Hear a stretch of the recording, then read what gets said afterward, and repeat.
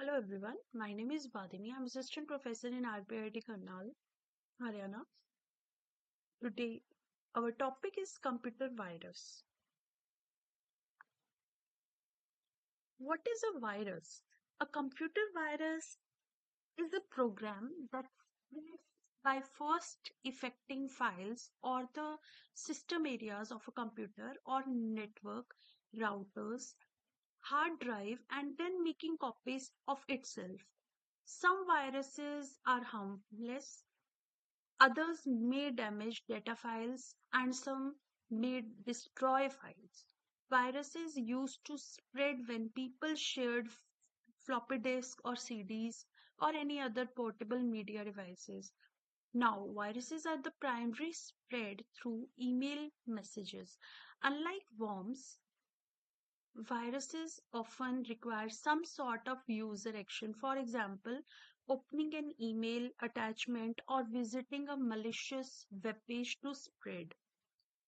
What do viruses do? A virus is simply a computer program. It can do anything that any other program you run on your computer can do. Some viruses are designed deliberately damage files and other may just spread to other computers. What is a worm?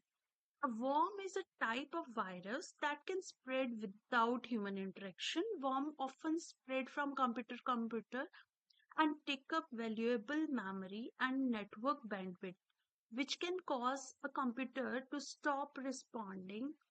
Worms can also allow attackers to gain access to your computer remotely. What is a Trojan horse? So, Trojan horse is also a computer program that is hiding a virus or other potentially damaging program. A Trojan horse can be a program that purpose to do one action when, in fact, it is performing a malicious action on your computer.